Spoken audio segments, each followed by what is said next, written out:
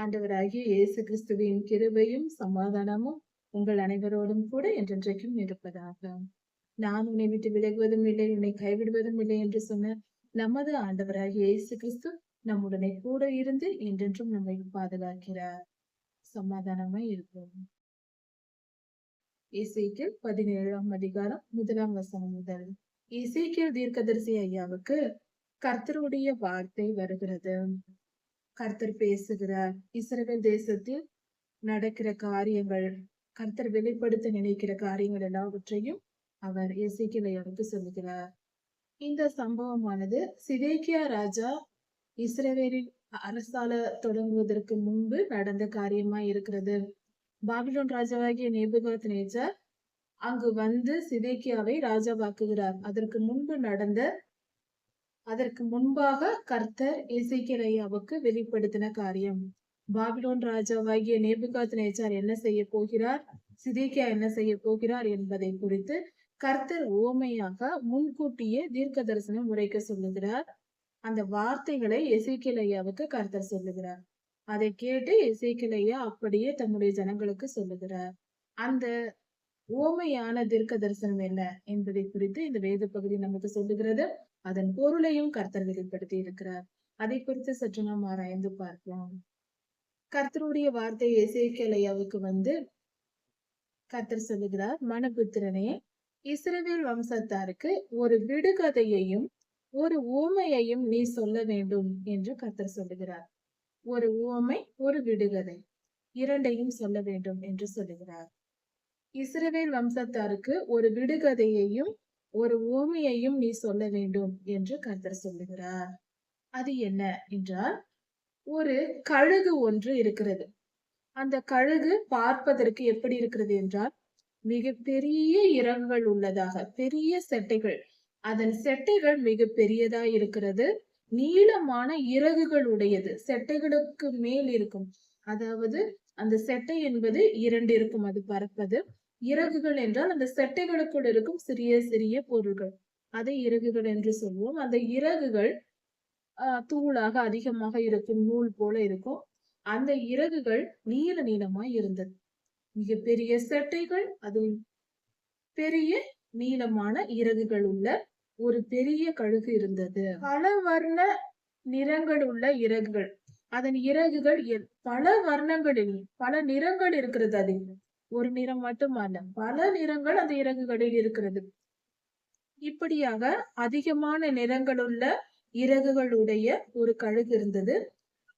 அது லெபனோனில் இருந்து வந்து ஒரு கேதுருவின் நுனிக்கிளையை பிடித்து, லெபனோனில் இருந்து வருகிற அந்த பெரிய கழுகு ஒரு கேதுரு மரத்தில் வந்து அதனுடைய நுனிக்கிளை, உச்சியில் இருக்கிற நுனிக்கிளையை வந்து அமருகிறது.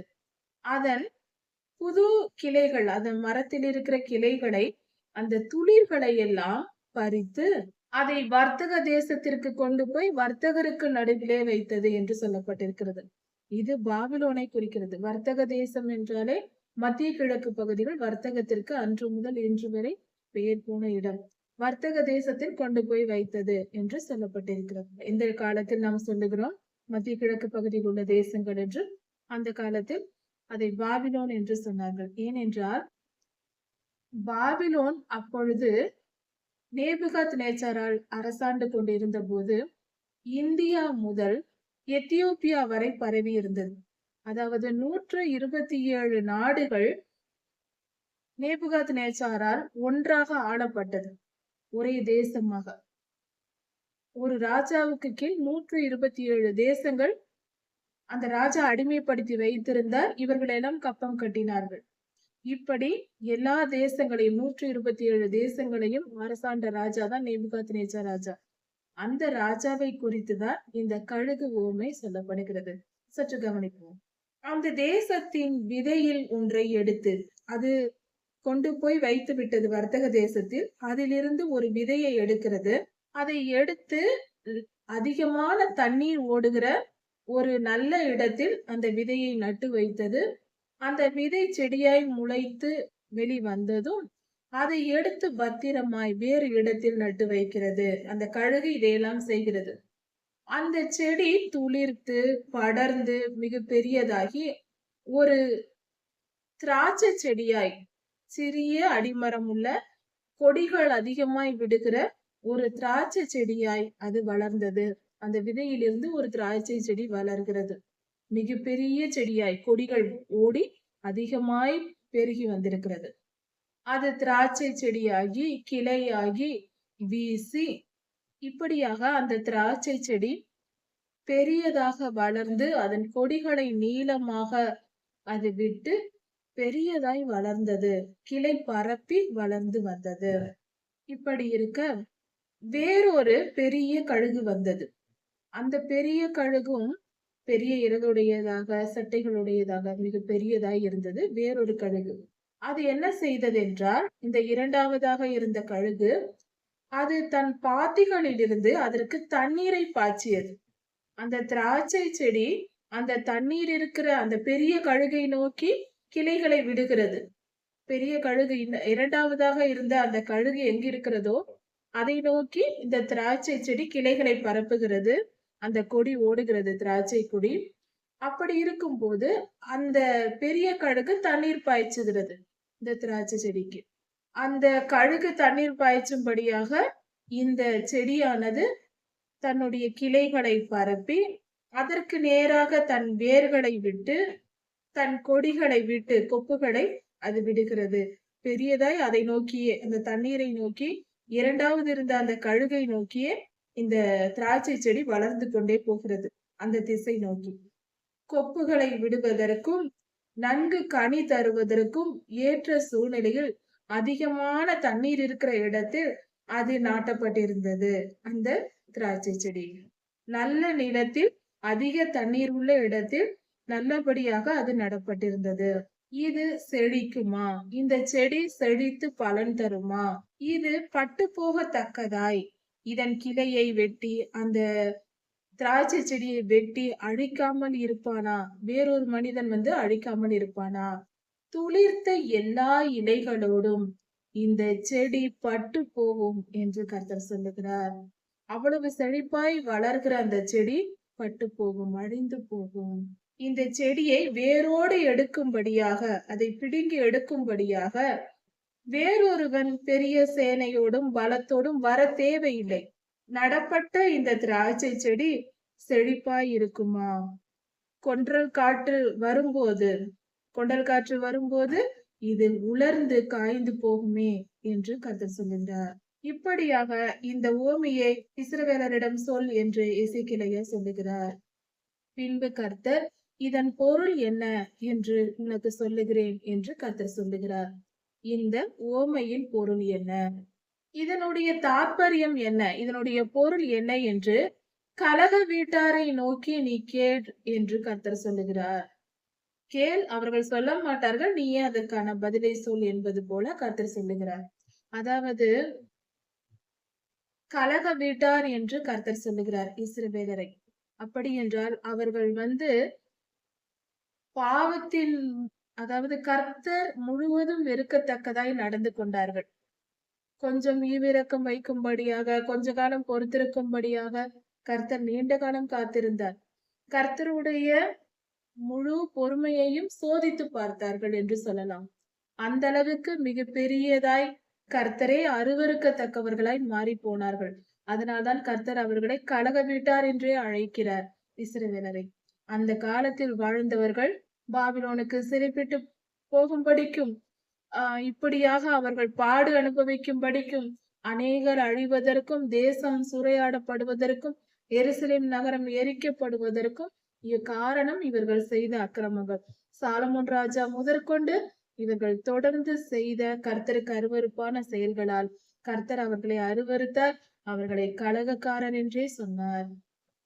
இதன் பொருள் என்ன என்று கர்த்தர் சொல்லுகிறார். அதாவது பாபிலோன் ராஜா எருசலேமுக்கு வந்து அங்கிருக்கிற ஜனங்களை பிடித்து கொண்டு போகும்போது ராஜ வம்சத்தில் உள்ள ஒருவனை தெரிந்து கொண்டு நேபுகாத்நேச்சார் ராஜா எருசலேமில் உள்ள யூதர்களில் ராஜவம்சத்தை சேர்ந்தவர்களில் ஒரு மனிதனை தெரிந்து கொண்டு அந்த மனிதனோடு உடன்படிக்கை செய்து அதாவது நேபுகாத் நேச்சாரின் ஆளுகைக்குள் எருசலேம் நகரம் இருக்கும், யூதா ஜனங்கள் இருப்பார்கள். ஆனால் அந்த ராஜா நேபுகாத் நேச்சார் ராஜா, பாபிலோனின் ராஜாவின் அதிகாரத்திற்குட்பட்டுதான் செயல்பட வேண்டும்.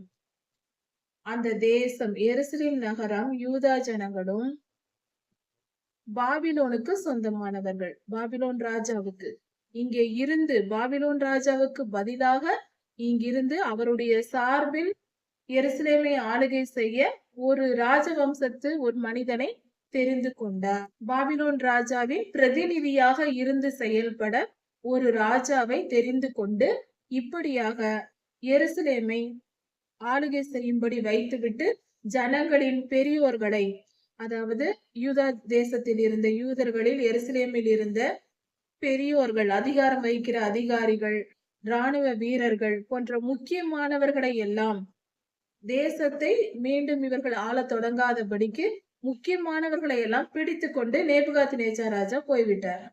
அப்படி தெரிந்து கொள்ளப்பட்ட அந்த ஒரு மனிதனை, அந்த மனிதனோடு உடன்படிக்கை செய்து தானே சுயமாய் அந்த தேசத்தை ஆண்டு விடாதபடிக்கு பாபிலோன் ராஜாவுக்கு கட்டுப்பட்டு ஆளுகை செய்யும்படியாக உடன்படிக்கை செய்ய சொல்லி அந்த ராஜா, பாபிலோன் ராஜா புதிய மனிதனோடு உடன்படிக்கை செய்கிறார். அதற்கு ஒப்புக்கொண்ட மனிதனை தான் அங்கு ராஜாவாக்குகிறார். அந்த மனிதன் சிதேக்கியா ராஜா. இப்படி நடக்கும் என்று கர்த்தர் முன்கூட்டியே சொல்லுகிறார். இதெல்லாம் நடக்க போகிறது என்று. எருசலேமில் நடக்க போகிற காரியங்களை கர்த்தர் வெளிப்படுத்துகிறார். எருசலேமின் ராஜ்யம் தன்னை உயர்த்தாதபடிக்கும் பாபிலோன் ராஜாவுக்கு கட்டுப்பட்டு செயல்படும்படிக்கும் உடன்படிக்கையை செய்து அந்த ராஜாவின் பொறுப்பில் தேசத்தை விட்டு பாபிலோன் ராஜா பெரியோர்களை அழைத்து கொண்டு சிறைப்பிடித்து கொண்டு தன்னுடைய தேசத்திற்கு போய்விட்டார். ஆனால் உடன்படிக்கை செய்த அந்த ராஜா, எருசலேமின் ராஜா சிதேக்கியா என்ன செய்தார் என்றால், இப்படி நடக்கும் என்று பாபிலோன் ராஜாவால் தெரிந்து கொள்ளப்பட்டு ராஜாவாக்கப்பட்ட அந்த மனிதன் எருசலேமை ஆண்டு கொண்டு இருக்கும் பொழுது உடன்படிக்கை செய்ததை விட்டுவிட்டு பாபிலோன் ராஜாவுக்கு கீழ்ப்படியாமல் உடன்படிக்கையை மீறி பாபிலோன் ராஜாவுக்கு விரோதமாக கலகம் செய்து, கீழ்ப்படிவேன் என்று சொல்லிவிட்டு கீழ்ப்படியாமல் கலகம் செய்து வேறு தேசம், அந்நிய தேசமான எகிப்து தேசத்திற்கு ஆள் அனுப்பி குதிரைகளையும் வீரர்களையும் படை பலத்தையும் சேர்த்து கொண்டு நேபுகாத் நேச்சார் ராஜாவாகிய பாபிலோன் ராஜாவை எதிர்க்கும்படியாக எகிப்தின் உதவியை கேட்கிறார். யார்? இந்த எருசலேமில் பாபிலோன் ராஜாவால் ஏற்படுத்தப்பட்ட ராஜா. உடன்படிக்கை செய்த பாபிலோன் ராஜாவை எதிர்ப்பதற்கு எகிப்து ராஜாவோடு கூடிக்கொண்டார் இந்த எருசலேமின் ராஜா.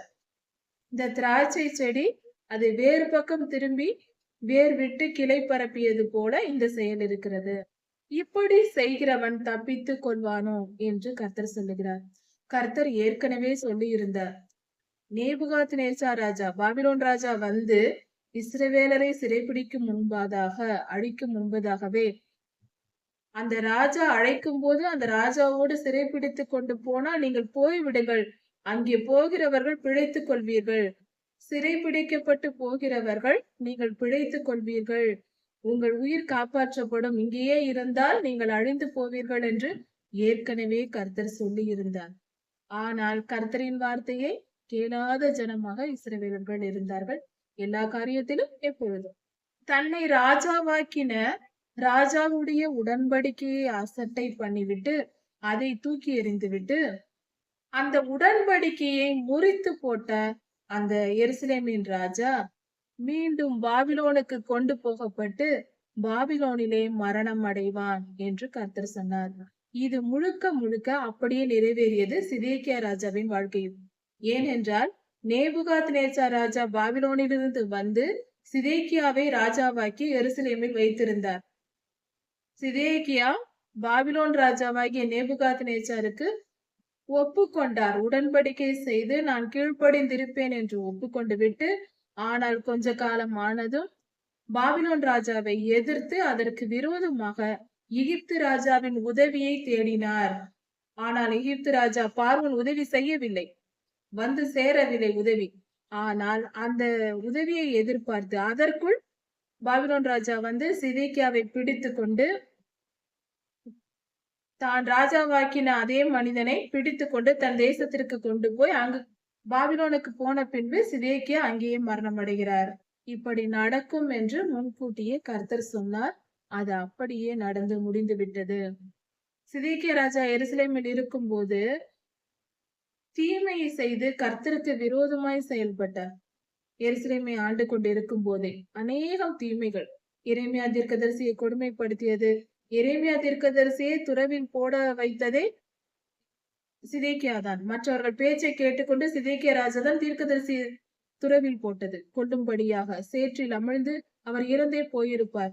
எபிமெலேக்கு என்னும் மனிதனால் கர்த்தர் காப்பாற்றினார் அந்த மனிதனை வைத்து. இப்படி கர்த்தரால் பாபிலோன் ராஜா செய்தாலும் கர்த்தருடைய ஆளுகையினால் தான் சிதேக்கியா எருசலேமுக்கு ராஜாவாகிறார். சிதேக்கியா ராஜா கர்த்தருக்கு பிரியமானதை செய்யாமல் கர்த்தருக்கு விரோதமானதை செய்து கர்த்தருக்கும் பாபிலோன் ராஜாவுக்கும் விரோதமான காரியங்களை செய்து அப்படிப்பட்ட செயல்களை செய்ததினால் கர்த்தர் பாபிலோன் ராஜாவின் இடத்தில் சிதேக்கியாவை ஒப்புக் கொடுக்கிறார். அவன் எனக்கு விரோதமாய் செய்த துரோகத்தின் நிமித்தம் நான் அவனை பாபிலோனில் நியாயம் விசாரிப்பேன் என்று கர்த்தர் சொல்லுகிறார். ஏனென்றால் பாபிலோனுக்கு கொண்டு போகப்பட்ட சிதேக்கியா ராஜா கண்கள் குருடாக்கப்பட்டு தங்கள் கண் முன்பாகவே தன் பிள்ளைகளை கொன்று போட்டார்கள். சிதேக்கியாவின் குமாரர்கள் கொல்லப்பட்டார்கள் சிதேக்கியா பார்த்து கொண்டிருக்கும் போது. அதன் பின்பு சிதேக்கியாவின் கண்களையும் பிடுங்கி போட்டு குருடராக்கி விட்டார்கள். அந்த காலத்தில் அது பழக்கம். ஒரு ராஜாவை பிடித்தால் குருடராக்கி கோமாளியாக்கி விளையாட வைப்பார்கள். மிகவும் கொடுமைப்படுத்துவார்கள் அந்த காலத்தில். சிதேக்கியாவோடு ஓடுகிற எல்லோரும், பாபிலோனுக்கு போகிற எல்லோரும், சிதேக்கியாவின் இராணுவமும் மற்ற எல்லோரும் பட்டயத்தினால் விழுந்து போவார்கள். எல்லோரும் கொல்லப்படுவார்கள், பட்டயத்தினால் அழிந்து போவார்கள். மீதியான ஜனங்களோ சகல திசைகளிலும் சிதறடிக்கப்படுவார்கள். அங்கு போகாதவர்கள், பாபிலோனுக்கு போகாதவர்கள் மற்ற எல்லா இடங்களுக்கும் சிதறடிக்கப்படுவார்கள். அப்படி நடக்கும் போது கர்த்தராகிய நான் இதை சொன்னேன் என்று அறிந்து கொள்வீர்கள். இதெல்லாம் நடப்பதற்கு முன்பே கர்த்தர் இந்த ஓமையையும் இதன் பொருளையும் சொல்லுகிறார் எசேக்கியேலுவுக்கு. அவர் சொன்னார், அதன்படியே நடந்து முடிந்தது. அதன் பின்பு கர்த்தர் என்ன சொல்லுகிறார்? நான் ஒன்றை சொல்லுவேன். நான் உயர்ந்த கேதுருவின் கிளைகளில் இருந்து ஒன்றை எடுத்து, உயரமான கேதுரு மரத்தின் ஒரு கிளையை எடுத்து, நுனி கிளையை எடுத்து அதை நான் நடுவேன் என்று சொல்லுகிறார். பொதுவாக கிளைகள் என்றால் அடிக்கிளையை தான் நடுவார்கள். ஆனால் கர்த்தர் சொல்லுகிறார், நுனி கிளையை எடுத்து நான் அதை நடுவேன். இது ஒரு ராஜாவை குறிக்கிறது. அதன் இளங்கிளைகளில் இருக்கிற இலசாய் இருக்கிற ஒரு கிளையை பறித்து அதை உயரமும் உன்னதமுமான உயர்ந்த மலையின் மேல் நான் நடுவேன் என்று கர்த்தர் சொல்லுகிறார். இது ஒரு ராஜாவை குறிக்கிறது. அந்த ராஜாவின் பெயர் கெதலியா. அந்த கிளையானது வளர்ந்து பெரியதாகி கிளைகளை பரப்பி கனி தந்து பழங்கள் பழுத்து மகிமையான கேதுரு மரமாகும். அதன் கீழே சகலவிதமான பறவைகள் எல்லாம் தங்கி பறவைகள் தங்குமிடமாய் இருக்கும். இப்படியே நான் உயர்ந்த விருட்சத்தை தாழ்த்தி, உயர்ந்த மரத்தை தாழ்த்தி, தாழ்ந்த மரத்தை உயர்த்தி இதை நானே செய்தேன் என்றும், பச்சையான மரத்தை பட்டு போக பண்ணி பட்டுப்போன மரத்தை பச்சையாக செழிப்பானதாக மாற்றினேன் என்றும் வெளியின் மரங்களுக்கெல்லாம் தெரிய வரும் என்று கர்த்தர் சொல்லுகிறார். இதன் பொருள் என்னவென்றால், அதன் நுனிக்கிளையிலிருந்து ஒரு கிளையை எடுத்து நாட்டுவேன். அது பெரிதாய் வளரும், கனி தரும். அதன் நிழலில் பறவைகள் பட்சிகள் தங்கி சுகமாயிருக்கும் என்று கர்த்தர் சொல்வது கெதலியா என்னும் ராஜாவை. அந்த ராஜா செழித்து வளர்ந்து கர்த்தருக்கு கீழ்ப்படிந்து, அதாவது சிதேக்கியா ராஜா செய்யாததை கெதலியா செய்து அவர் செழிப்பாய் இருப்பார் என்று சொல்லப்படுகிறது. இப்படியாக தாழ்ந்த விருட்சத்தை உயர்த்தி, உயர்ந்த மரத்தை தாழ்த்தி, இப்படியாக நான் செய்வேன். என்னுடைய செயல் இது என்பதை அப்பொழுது ஜனங்கள் அறிந்து கொள்வார்கள் என்று கர்த்தர் முன்கூட்டியே சொல்லிவிட்டு நான் இதை செய்ய போகிறேன் என்று சொல்லுகிறார். ஏனென்றால் அதன் பின்பு சொன்னால் யாரும் ஏற்றுக்கொள்ள மாட்டார்கள். கர்த்தர் சொல்லுகிறார், சொல்லிவிட்டு அதன் பின்பு செய்கிறார். கர்த்தராகிய நான் இதை சொன்னேன், இதை நிறைவேற்றினேன் என்று கர்த்தர் சொல்லுகிறார். முதலில் தீர்க்க தரிசனம் உரைத்துவிட்டு அந்த காரியத்தை அவர் செய்கிறார். அப்பொழுது கர்த்தரே இதை செய்தார், அவர்தான் தீர்க்க தரிசனம் உரைத்திருந்தார் என்று ஜனங்கள் நம்புவார்கள். இதைதான் கர்த்தர் செய்து தம்முடைய மகிமையை வெளிப்படுத்துகிறார். நாம் உணர்ந்து கொள்ளும்படி, கர்த்தரை உணர்ந்து கொள்ளும்படி கர்த்தர் செய்கிறார். இப்படிப்பட்ட பெரும்பாக்கியம் நமக்கு கிடைத்திருக்கிறது. இதிலிருந்து நாம் தெரிந்து கொள்ள வேண்டியது, கர்த்தருக்கு கீழ்ப்படிந்திருக்கும் போது சிதேக்கியா ராஜாவை போல இல்லாமல் நாம் கர்த்தருக்கு கீழ்ப்படிந்திருந்தால் சகல நன்மைகளையும் நாம் கர்த்தரிடம் பெற்றுக் கொள்ளலாம். கர்த்தர் ஆசீர்வதித்திருந்தும் அந்த ஆசீர்வாதத்தை பெற்றும் நாம் கர்த்தருக்கு கீழ்ப்படியாமல் இருந்தால் அந்த ஆசீர்வாதத்தை இழந்து நம் வாழ்வையும் இழந்து போக நேரிடும் என்பதற்கு உதாரணமாக சிதேக்கியா ராஜாவின் வாழ்க்கை இருக்கிறது. இஸ்ரவேலர்கள், யூதர்களும், எருசலேமின் குடிகளும் இப்படியாக தவறு செய்து நாம் வாழ்க்கையில் எதை செய்யக்கூடாது என்பதை நமக்கு பாடமாக்கி சென்றிருக்கிறார்கள். இதை உணர்ந்து செயல்படுவோம், கர்த்தருக்கு கீழ்ப்படுவோம். எசேக்கியேல் 18ஆம் அதிகாரம் 1 முதல் 20 வசனங்கள் வரை. இந்த வேத பகுதியில் கர்த்தர் மனித குலத்தை எப்படி நியாயம் தீர்ப்பார் என்பதை குறித்து சொல்லப்பட்டிருக்கிறது. நீதி நியாயங்கள் எப்படி கர்த்தர் நிறைவேற்றுவார், அதாவது பெற்றோர்கள் செய்கிற பாவத்திற்கு பிள்ளைகளையும், பிள்ளைகள் செய்கிற பாவத்திற்கு பெற்றோர்களையும் கர்த்தர் தண்டிக்க மாட்டார் என்ற கருத்து மிக தெளிவாக கர்த்தர் இங்கு விளக்கி சொல்லியிருக்கிறார். அந்த காலத்தில் இஸ்ரவேலர் மத்தியில் இப்படிப்பட்ட ஒரு கருத்து நிலவி வந்தது. பெற்றோர்கள் தவறு செய்தால் அது பிள்ளைகளுக்கும் அந்த பாவம் வரும் என்று சொல்லப்பட்டது. அதை குறித்து கர்த்தர் இங்கு தெளிவாய் நமக்கு சொல்லி இருக்கிறார். எசேக்கியேல் தீர்க்கதரிசி ஐயாவுக்கு கர்த்தர் வெளிப்படுத்தி இருக்கிற காரியம் இது. அதாவது எசேக்கியேல் ஐயாவிடம் கர்த்தர் பேசுகிறார். இதை குறித்து தெளிவான விளக்கத்தை கொடுக்கிறார். அதாவது பெற்றோர்கள் திராட்சை காய்களை தின்றார்கள், பிள்ளைகளின் பற்கள் பூசி போயிற்று என்று பழமொழி சொல்லுகிறார்கள். இது ஒரு பழமொழியாக இஸ்ரவேலர் மத்தியில் அந்த காலத்தில் 2500 வருடங்களுக்கு முன்பாக இருந்திருக்கிறது. இதன் பொருள் என்னவென்றால், திராட்சை பழம் இனிப்பாய் இருக்கும், காய் புளிப்பாய் இருக்கும், அதை கடித்தால் பற்கள் கூச்சம் இருக்கும். பெற்றோர்கள் திராட்சை காயை கடித்தால் பிள்ளைகளின் பற்கள் பூசி போகும் என்ற பழமொழி பெற்றோர்கள் செய்த பாவத்திற்கு பிள்ளைகளும் தண்டனை அனுபவிப்பார்கள் என்ற பொருளில் வருகிறது. இதை பழமொழியாக வைத்திருந்தார்கள். கர்த்தர் சொல்லுகிறார், நான் அப்படி செய்ய மாட்டேன். அவரவர் செய்கிற பாவத்திற்கு தக்கதாய் நான் அவரவர்களுக்கு நியாயம் தீர்ப்பேன். இப்படி சொல்லாதிருங்கள் என்று கர்த்தர் சொல்லுகிறார். அதாவது பெற்றோர்கள் செய்கிற பாவத்திற்கு பெற்றோர்களையும், பிள்ளைகள் செய்கிற பாவத்திற்கு அவரவர் செய்கிற பாவ சுபாவங்களுக்கு ஏற்ற தண்டனையை தான் கர்த்தர் கொடுப்பார். ஒருவர் செய்கிற பாவத்திற்கு இன்னொருவருக்கு தண்டனை அல்ல என்று கர்த்தர் தெளிவாக விளக்கி இருக்கிறார். இப்படிப்பட்ட இந்த பழமொழியை இனி இஸ்ரவேல் மத்தியில் சொல்வதில்லை என்று கர்த்தர் ஆணையிட்டு சொல்லுகிறார். இதோ எல்லா ஆத்துமாக்களும் என்னுடையது. தகப்பனின் ஆத்துமா எப்படியோ அப்படியே பிள்ளைகளின் ஆத்துமா, மகனின் ஆத்துமாவும் அப்படியே. பாவம் செய்கிற ஆத்துமாவே சாகும் என்று கர்த்தர் சொல்லியிருக்கிறார். எந்த ஆத்துமா அப்படி என்றால், எந்த உயிர் பாவம் செய்கிறதோ அந்த உயிர் தான், அந்த மனிதன் தான் சாவான். அவன் செய்கிற பாவம் அவனுக்கு தான் தண்டனையை கொண்டு வரும், அடுத்தவருக்கு அல்ல. ஒரு மனிதன் பாவம் செய்தால் அந்த மனிதனுடைய தகப்பனுக்கோ அவனுடைய பிள்ளைகளுக்கோ தண்டனை கொடுக்க மாட்டார். அவனவன் செய்த பாவத்திற்கு தக்கதாய் அவனவனுக்கு தண்டனை தருவேன் என்று கர்த்தர் சொல்லுகிறார். பாவம் செய்தால் அந்த பாவத்தின் நிமித்தம் அந்த மனிதன் அந்த இரத்தப்பழியை சுமந்து அக்னி கடலில் போடப்படுவான். கர்த்தரிடத்தில் சேர முடியாது. மனம் திரும்பி பரிசுத்தமாக்கி கொண்டால், தன்னைத்தானே சுத்திகரித்துக் கொண்டால் கர்த்தருடைய வல்லமையினால் பரலோகராஜ்யம் செல்லலாம், அவன் பாவம் மன்னிக்கப்படும். அதை குறித்து விளக்கத்தை இன்று சற்று பார்க்கலாம். கர்த்தர் இந்த அதிகாரத்தில் நீதிமான் என்றால் யார், துன்மார்க்கன் யார் என்பதை ஒரு ஃபார்முலாவாக வரையறைத்து சொல்லியிருக்கிறார். நீதிமான் என்றால் எப்படி இருக்க வேண்டும், துன்மார்க்கன் என்றால் அவன் எப்படி இருப்பான் என்பதை குறித்து கர்த்தர் விளக்கி இருக்கிறார். ஒருவன் நீதிமானாய் கர்த்தருக்கு பிரியமானவனாய் வாழ விரும்பினால், அதாவது நித்திய ஜீவனை, பரலோகத்தை அடைய வேண்டும், நான் இறந்த பின்பு, என் வாழ்க்கை முடிந்த பின்பு நான் கர்த்தரிடம் பரலோகம் செல்ல வேண்டும் என்ற விருப்பம் உள்ளவனாயிருந்தால் இந்த பூமியில் அவன் நீதிமானாய் வாழ வேண்டும். நீதிமானாய் வாழ வேண்டும் என்றால் அவன் என்ன செய்ய வேண்டும், எதை செய்ய வேண்டும், எதை செய்யக்கூடாது என்ற வரையறையை கர்த்தர் இங்கு கொடுத்திருக்கிறார்.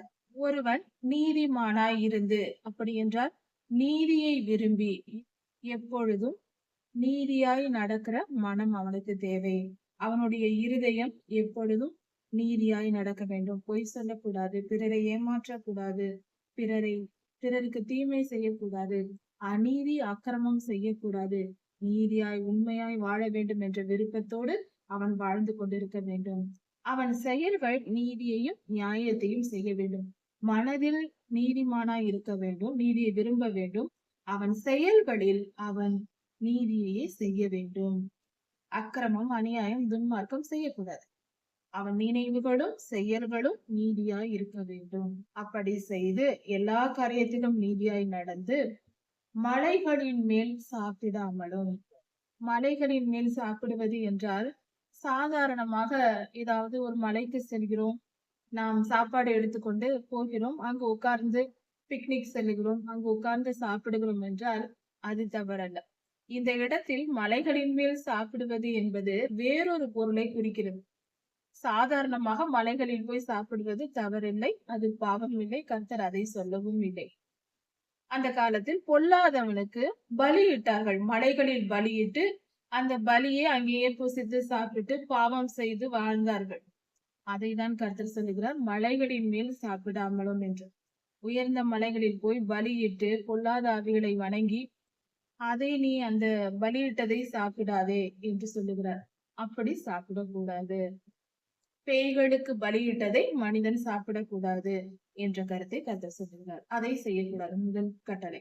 இஸ்ரவேலர்கள் தங்களுக்கென்று விக்கிரகங்களை ஏற்படுத்தி வைத்திருந்தார்கள்.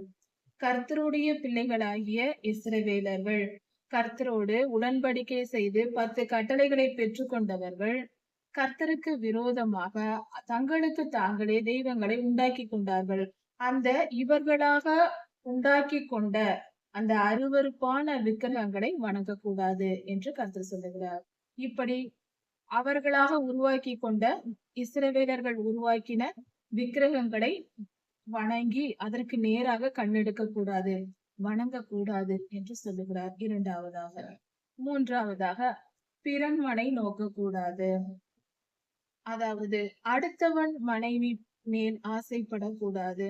இதுவும் பாவம். ஒழுக்கமாக ஆண்களாயிருந்தாலும் பெண்களாயிருந்தாலும் கற்பு நெறி தவறாமல் ஒழுக்கமான வாழ்க்கை வாழ வேண்டும். கணவன் மனைவி மட்டும் ஒற்றுமையாக சந்தோஷமாக வாழ வேண்டும். எந்தவித பாவத்திற்கும் குடும்பத்தில் இடம் கொடுக்க கூடாது. கற்பு நெறி தவறாத இல்லற வாழ்க்கை இருக்க வேண்டும் என்று கர்த்தர் சொல்லுகிறார். நான்காவதாக, பெண்கள் மாதத்தில் ஒரு முறை ஓய்ந்திருக்கக்கூடிய காலங்களில் அவர்கள் பலவீனமான நேரங்களில் தொந்தரவு செய்யக்கூடாது. அவர்கள் ஓய்வெடுக்க அனுமதிக்க வேண்டும். அந்த நேரத்தில் எந்தவித பாவத்தையும் செய்யக்கூடாது என்று கர்த்தர் சொல்லுகிறார். ஒருவனையும் ஒடுக்காமலும் கொள்ளையிடாமலும் இருக்க வேண்டும். பிறரை ஒடுக்குவது, அதாவது பிறரை ஒடுக்குவது என்றால், நம்மிடத்தில் வேலை செய்கிறார்கள் என்றால், ஒரு வேலைக்காரர்கள் நம்மிடத்தில் பணிபுரிகிறார்கள் என்று வைத்துக் கொள்வோம். அவர்களை கொடுமையாய் வேலை வாங்கி, நான் கொஞ்சம் சம்பளம் தான் தருவேன், அதிகமாய் நீ எனக்கு வேலை செய்ய வேண்டும் என்று கொடுமைப்படுத்தி வேலை வாங்குவது, ஒடுக்குவது. அவர்களுடைய சூழ்நிலையை புரிந்து கொண்டு, வேலை இல்லாதவர்களாய் இருப்பார்கள், மிகவும் ஏழையாய் இருக்கிறார்கள் என்று தெரிந்து கொண்டு அவர்கள் வறுமையையும் அவர்களுடைய நிலையையும் புரிந்து கொண்டு வேண்டுமென்றே அவர்களை துன்பப்படுத்துவது. அவர்கள் நெருக்கமான நேரத்தில் இருக்கிறார்கள். உதாரணத்திற்கு மிகவும் ஏழையாக மிகவும் பாடு அனுபவித்துக் கொண்டு இருக்கிறார்கள், வேலை இல்லாமல் துன்பப்படுகிறார்கள் என்று வைத்துக் கொள்வோம். அவர்களுடைய சந்தர்ப்பத்தை பயன்படுத்தி கொஞ்சமாக சம்பளம் கொடுத்து, மிக குறைவான சம்பளத்திற்கே, ஏனென்றால் அவர்கள் வந்து விடுவார்கள், எவ்வளவு குறைவான சம்பளம் கொடுத்தாலும் அவர்கள் வருவார்கள் என்று அவர்கள் நிலையை தெரிந்து கொண்டு வேண்டுமென்றே நியாயமான கூலியை கொடுக்காமல் கொஞ்சமாக சம்பளம் கொடுத்து அவர்களை பணியமர்த்தி கொண்டு அவர்களிடம் வேலை வாங்குவது. அவர்களுடைய ஏழ்மையையும் வறுமையையும் பயன்படுத்தி அவர்களை துன்பப்படுத்துவது, புரிந்து கொண்டு துன்பப்படுத்துவது. இப்படி செய்வதற்கு பெயர் ஒடுக்குதல். அவர்களை ஒடுக்குதல். அவர்கள் நிலை அப்படிப்பட்ட சூழ்நிலையை புரிந்து கொண்டு இப்படி செய்வது மகா தவறு. அப்படி செய்தால் கர்த்தருடைய ராஜ்யத்திற்குள் பிரவேசிக்க முடியாது என்று கர்த்தர் சொல்லுகிறார். பிறரை கொள்ளையிடக்கூடாது. கொள்ளையிடுதல் என்றால் என்ன? அதாவது ஒரு சிலர் கொள்ளையடிப்பது என்றால் நாம் சாதாரணமாக சொல்வோம். ஒரு பொருளை நாம் போய் வாங்க போகிறோம் என்று வைத்துக் கொள்வோம். ஒரு 10 ரூபாய் மதிப்புள்ள ஒரு பொருளை 100 ரூபாய் சொல்லுகிறார்கள். 10 மடங்கு அதிகமாய் சொல்லுகிறார்கள் என்றால் நாம் என்ன சொல்வோம்? என்ன சரியான கொள்ளையா இருக்கிறது என்று சொல்வோம். அதாவது அளவுக்கு அதிகமாக, மிக மிக அதிகமாக சொல்வது. உதாரணத்திற்கு ஒரு மருத்துவமனைக்கு செல்கிறோம். ஒரு சாதாரண காய்ச்சலுக்காக நாம் போய் உடல்நிலை பாதுகாக்கும்படியாக நாம் போய் மருத்துவரிடம் சென்றால் அவர்கள் பல லட்சங்கள் பில் போடும்போது என்ன கொள்ளையாக இருக்கிறது, இப்படி கொள்ளையடிக்கிறார்களே என்று சொல்லுவோம். அதே போல பள்ளியில் சிறு பிள்ளைகளை சேர்க்கும் போதா இருந்தாலும் கல்லூரிகளில் சேர்க்கும் போதும் சரி, மிக அதிகமான கட்டணம் வசூலிப்பது. அவர்கள் நிலை, அதாவது பேர் புகழ் உள்ள கல்லூரியாய் பள்ளியாய் இருக்கும். அதனால் அதிக கட்டணத்தை மக்களிடம் வாங்குவார்கள். அப்பொழுது நாம் சொல்லுவோம், அதிகமான பணம் வாங்குகிறார்கள், கொள்ளையாய் இருக்கிறது என்று. இப்படி ஒருவர் நிலையை புரிந்து கொண்டு ஒருவரின் வறுமையையும் ஏழ்மையையும் அவர்களுடைய சந்தர்ப்ப சூழ்நிலைகளினால் அவர்கள் பாதிக்கப்பட்ட இருப்பதையும் தெரிந்து கொண்டு அதை பயன்படுத்தி கொண்டு அதிகமாய் அவர்களிடம் உள்ள பணத்தை பிடுங்குவது, அதற்கு பேர் கொள்ளையடிப்பது. இப்படி செய்யக்கூடாது என்று கர்த்தர் சொல்லுகிறார். இப்படி செய்தால் கர்த்தருடைய ராஜ்யத்திற்குள் பிரவேசிக்க முடியாது. அது மட்டும் அல்லாமல் பிறருடைய பொருளை கொள்ளையடித்துக் கொள்வது, அவருக்கே தெரியாமல் எடுத்துக்கொள்வது, அவருடைய நிலங்களை எடுத்துக்கொள்வது, அல்லது இது போன்ற எந்த பொருளையாவது அவருக்கு தெரியாமலோ தெரிந்தோ ஏமாற்றி அடுத்தவரிடம் இருப்பதை பறித்துக் கொள்வது, அதுதான் கொள்ளையடித்தல். அப்படி செய்தால் கர்த்தருடைய ராஜ்யத்திற்குள் நாம் போக முடியாது, கர்த்தரிடம் சேர முடியாது. கடன் வாங்கினவனுக்கு அடைமானத்தை திருப்பி கொடுத்து, அதாவது அடைமானம் வைப்பது என்று சொல்லுவார்கள். அதாவது நாம் கடன், நம்மிடத்தில் பணம் இல்லை, கடன் வாங்க வேண்டும் என்றால் நம்மை நம்பி பணம் கொடுப்பதற்கு யாரும் இருக்கவில்லை என்று வைத்துக் கொள்வோம். அப்போது நம்மிடத்தில் உள்ள நகைகளையோ பொருட்களையோ கொண்டு போய் அடைமானமாக முன்பின் தெரியாதவர்களிடத்தில் கொடுப்பது. அதாவது இந்த நகையை நீங்கள் வைத்துக் கொள்ளுங்கள், நீங்கள் எனக்கு நம்பிக்கைக்காக அந்த நகையை உங்களிடம் கொடுக்கிறேன், இந்த பொருளை நான் உங்களிடம் கொடுக்கிறேன், விலை மதிப்பு அதிகமான ஒரு பொருளை கொடுத்து விட்டு எனக்கு தேவையான பணத்தை கொடுங்கள், நான் என் பணத்தை திரும்பி கொடுக்கும் போது அந்த பொருளை வாங்கி கொள்கிறேன் என்று சொல்வது. இதைதான் அடைமானம் என்று சொல்வார்கள். வங்கிகளிலும் கூட இப்படியாக நாம் செய்வதுண்டு. நகைகளை கொண்டு போய் அடைமானம் வைத்து நம்பிக்கைக்காக நம்முடைய நகையை கொடுத்து விட்டு பணத்தை வட்டிக்கு வாங்கி வருவது, இப்படி செய்வது வழக்கம். அதுபோல அடைமானம் கொடுத்த நம்மிடம் நாம் போய் ஒருத்தரிடம் கொடுக்கிறோம் என்று வைத்துக் கொள்வோம். நாம் பணம் செலுத்தியதும் அவர்கள் திருப்பி அந்த கொடுத்து விட வேண்டும். அதாவது ஒரு ஏழை இருக்கிறார், அவருக்கு பண நெருக்கடியா இருக்கிறது, கடன் கேட்கிறார். நாம் நம்பி கொடுக்கவில்லை என்றால் அவர்கள் தங்களிடத்தில் இருக்கிற நகைகள், விலை உயர்ந்த பொருட்களை கொண்டு வந்து கொடுத்து விட்டு, இதை நீங்கள் வைத்துக் கொள்ளுங்கள், எனக்கு கடன் கொடுங்கள் உங்கள் நம்பிக்கைக்காக, அந்த கடனை நான் திருப்பி கொடுத்து விட்டு என் பொருளை நான் வாங்கிக் கொள்கிறேன் என்று கொண்டு வந்து கொடுப்பார்கள். அந்த பொருளை நாம் வாங்கி கொண்டு நம் பணத்திற்கு ஆதாரமாக அதை வாங்கி கொண்டு பணத்தை நாம் கொடுக்கிறோம். அவர்கள் பணம் திருப்பி கொடுக்கும் போது அவர்களுடைய பொருளை நாம் நிச்சயமாக கொடுத்து விட வேண்டும். பலர் அப்படி கொடுக்காமல் ஏமாற்றுவார்கள். அப்படி செய்யாதே என்று கர்த்தர் சொல்லுகிறார். இதுதான் அடைமானம் வைப்பது. நம் பணத்தை நாம் வாங்கி கொண்டோம், முடிந்து விட்டது கணக்கு என்றால் அதன் பின்பு அவர்கள் பொருளை நாம் உரியவரிடம் கொடுத்து விட வேண்டும். அவர்களிடம் தன் அப்பத்தை பங்கிட்டு, தன் அப்பத்தை பசித்தவனுக்கு பங்கிட்டு, யாரோ ஒருவர் பசியோடு இருக்கிறார், நம்மிடம் ஆகாரம் இருக்கிறது, நாம் சாப்பிட போகிறோம் என்று சொல்லும் போது பசியோடு இருக்கிற யாரை கண்டாலும் அவர்களுக்கு ஆகாரம் கொடுத்து, நம்முடைய ஆகாரத்தில் அவர்களுக்கு எடுத்து கொடுத்து அவர்கள் பசி ஆற்ற வேண்டும். இதைதான் பசித்தவனுக்கு ஆகாரம் கொடுத்து என்று கர்த்தர் சொல்கிறார். இப்படி செய்கிறவர்கள் பரலோகத்திற்கு போவார்கள். பசியோடு இருக்கிறவர்களுக்கு நான் கொடுக்க மாட்டேன், ஆகாரம் கொடுக்க மாட்டேன் என்று சொல்லக்கூடாது. அது பாவமாய் இருக்கிறது. அப்படி இருந்தால் கர்த்தருடைய ராஜ்யத்திற்குள் போக முடியாது.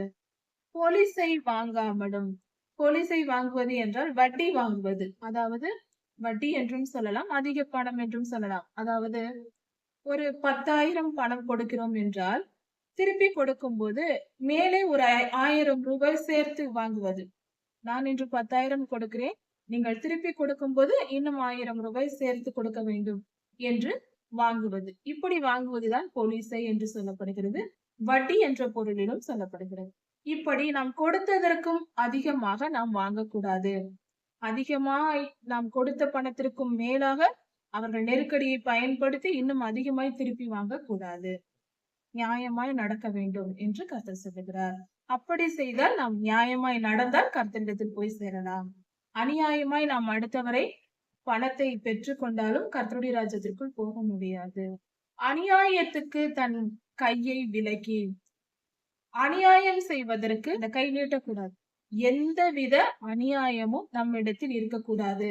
எந்த விதத்திலும் அநியாயம் செய்யக்கூடாது. சிறியதோ பெரியதோ, பேச்சிலோ செயலிலோ, எந்த விஷயத்திலும் நடத்தையிலோ அநியாயம் மட்டும் செய்யக்கூடாது. நீதியாய் நியாயமாய் நடக்க வேண்டும்.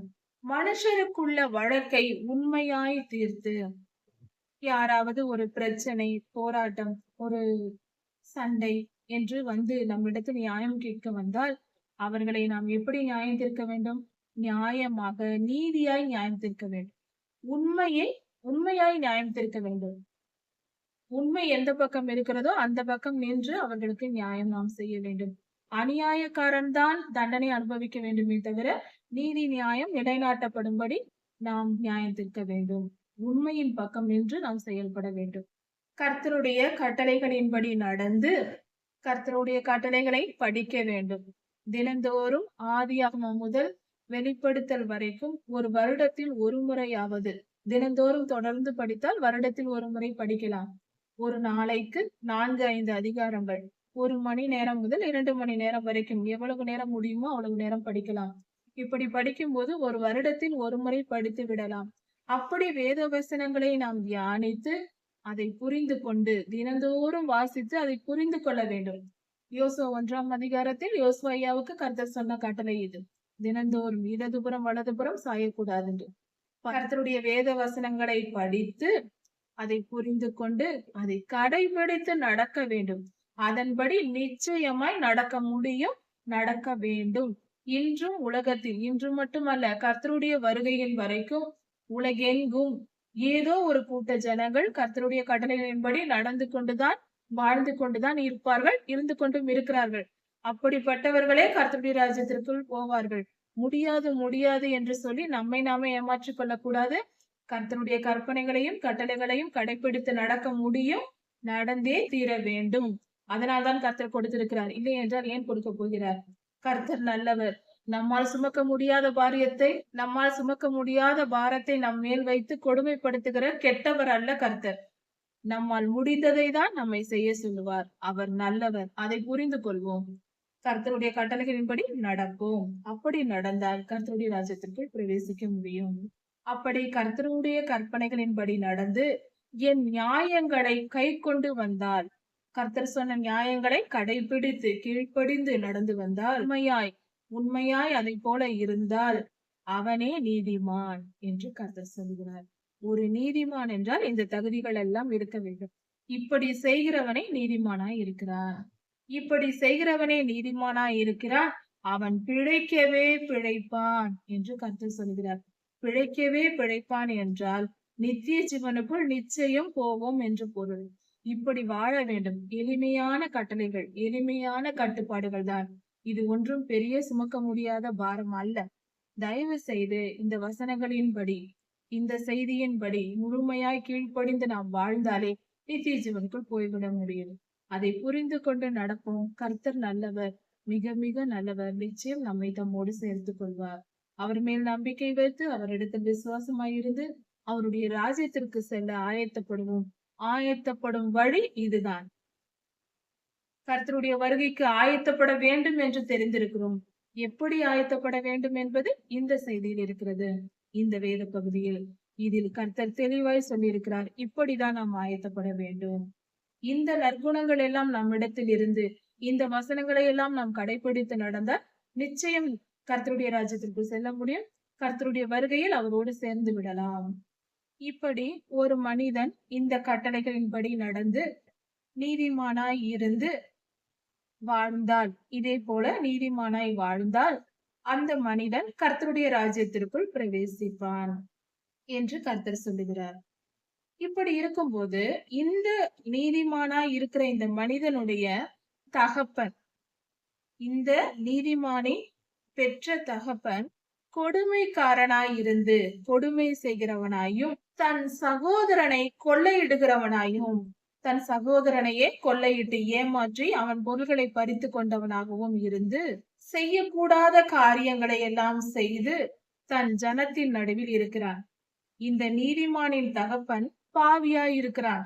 கர்த்தருக்கு பிரியமில்லாத செயல்களை செய்கிறான். தன் சகோதரனை கொள்ளையிடுகிறான், பிறருக்கு கொடுமை செய்கிறான், பலவித தீமைகளை செய்து கொண்டிருக்கிறான் என்றால் அந்த தகப்பன் செய்த அக்கிரமத்தின்படி அந்த தகப்பன் தன் அக்கிரமத்திலே செத்து போவான்.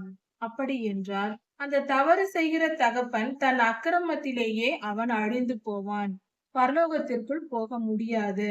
ஆனால் அவன் மகன் நீதிமானா இருக்கிறான் அல்லவா? இது எப்படி? தகப்பன் பாவியா இருக்கிறான், அவனுடைய பாவம் இந்த மகனுக்கு வராதா?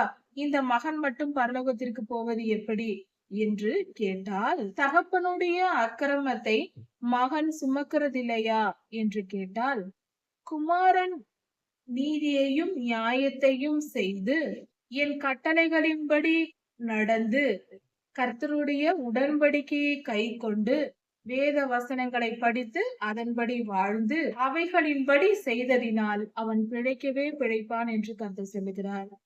கர்த்தருடைய கட்டளைகளின்படி நீதி நியாயமாய் நடந்து கர்த்தருடைய வார்த்தைகளை கை கொண்டு அவருடைய உடன்படிக்கை மீறாமல் நடந்ததினால் அந்த மகன் பிழைத்துக் கொள்வான், அவன் பரலோகத்தை வந்து அடைவான். தகப்பனின் பாவம் மகனுக்கு வராது என்று கர்த்தர் சொல்லுகிறார்.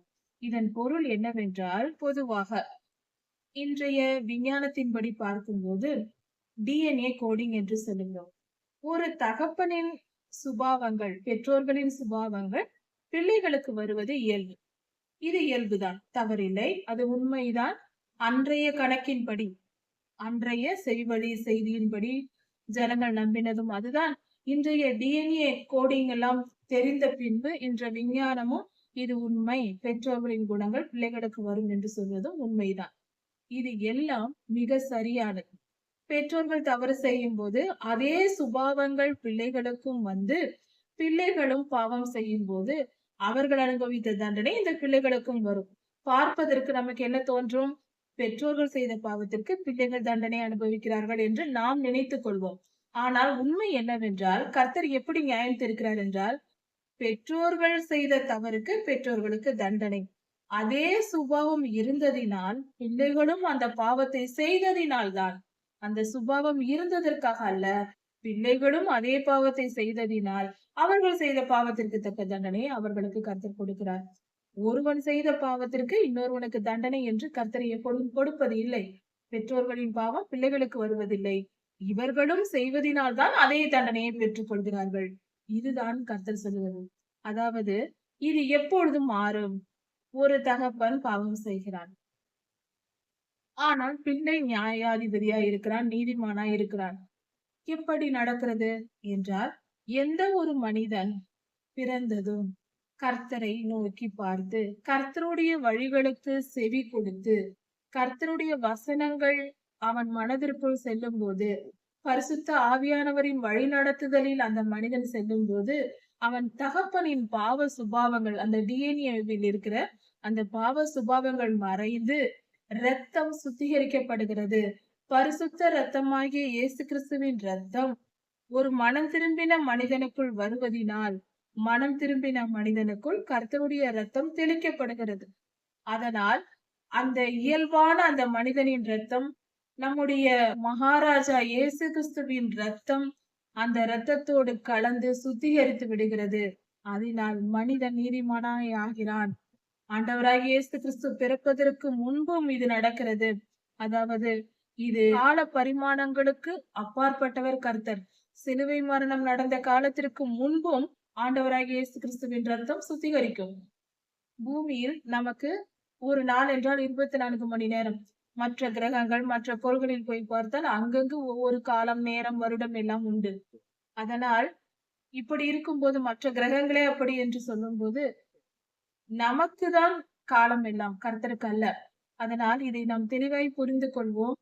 கர்த்தரிடத்தில் மனம் திரும்பிய எந்த மனிதன் மேலும் கர்த்தருடைய ரத்தம் தெளிக்கப்படுகிறது. அதனால் அந்த மனிதனுடைய DNA சுத்திகரிக்கப்படுகிறது. அவனுடைய பாவ சுபாவங்கள் அவனை விட்டு போகிறது. இன்னும் அல்லாமல் நாம் வேத வசனத்தை படிக்கிறோம், கர்த்தருடைய போதனைகளை கேட்கிறோம் ஊழியர்கள் மூலமாக.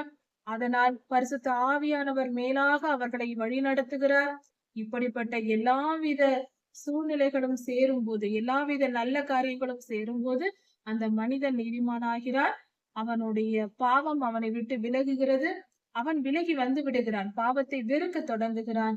அதனால் அவன் பரிசுத்தத்தை நாடுகிறான். அதையே செய்கிறான், நீதிமானாகிறான். அதனால் அப்படிப்பட்ட திருந்திய மனிதனை, மனம் திரும்பிய பரிசுத்தவானை கர்த்தர் தண்டிப்பதில்லை என்று கர்த்தர் தெளிவாக சொல்லுகிறார். இதுதான் கர்த்தர் நீதிமானையும் துன்மார்க்கனையும் நியாயம் தீர்க்கும் வழி. அதாவது பெற்றோர்களுக்கும் பிள்ளைகளுக்கும் கர்த்தர் எப்படி நியாயம் தீர்க்கிறார் என்பதன் கருத்து.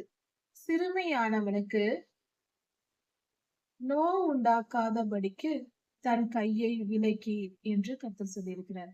இதன் பொருள் என்ன? சிறுமையானவர்கள் என்றால் யார்? அதாவது ஏதாவது ஒரு விதத்தில் துன்பத்துடன் வாழ்ந்து கொண்டிருக்கிறவர்களே சிறுமையானவர்கள். துன்பப்பட்டு பாடுபட்டு வாழ்ந்து கொண்டிருக்கிறவர்கள், மிகவும் துயரத்தோடு வாழ்ந்து கொண்டிருக்கிறவர்களை சிறுமையானவர்கள் என்று சொல்லலாம்.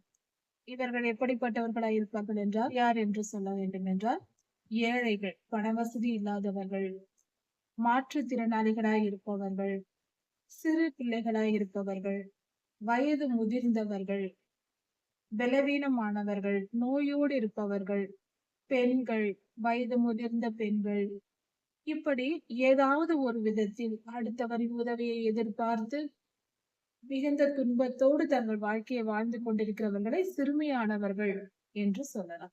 சரீரம் மட்டுமல்ல, மனதளவில் பாதிக்கப்பட்டு வேதனையோடு வாழ்ந்து கொண்டிருப்பவர்கள், அதாவது பெற்றோர்கள் இல்லாமல் தனியாக வாழ்ந்து கொண்டிருப்பவர்கள், ஏதாவது ஒரு விதத்தில் தாழ்த்தப்பட்டு மிகுந்த துன்பத்தோடு வாழ்ந்து கொண்டிருப்பவர்களை சிறுமையானவர்கள் என்று சொல்லலாம். வாழ்க்கையில் ஏற்பட்ட பலவித பாதிப்புகளினால் மனம் உடைந்து நொறுங்கி போய் வாழ்ந்து கொண்டிருப்பவர்களும் சிறுமையானவர்கள் தான். இப்படிப்பட்ட சிறுமையானவர்களை உண்டாக்க கூடாது. அவர்கள் ஏற்கனவே வேதனையில் இருக்கிறார்கள், துன்பத்திலும் துயரத்திலும் இருக்கிறார்கள். அவர்களுக்கு மேலும் துன்பத்தை உண்டாக்குகிறவன் கர்த்தருடைய ராஜ்யத்தில் பிரவேசிப்பதில்லை என்று கர்த்தர் சொல்லுகிறார். ஏற்கனவே அவர்கள் துன்பத்தில் இருக்கிறார்கள். ஏற்கனவே அவர்கள் துன்பத்திலும் பாடுகளிலும் அவர்கள் அனுபவித்துக் கொண்டு இருக்கும் பொழுது மேலும் அவர்களை துன்பப்படுத்தும்படி உண்டாக்க கூடாது.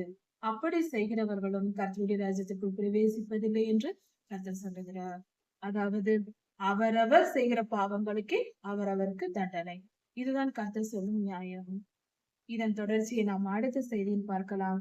கர்த்தர் உங்களை ஆசீர்வதிப்பாராக. ஆண்டவராகிய இயேசு கிறிஸ்து சீக்கிரமாய் வரப்போகிறார். அவருடைய வருகைக்கு நாம் ஆயத்தப்படுவோம். மாரநாதா.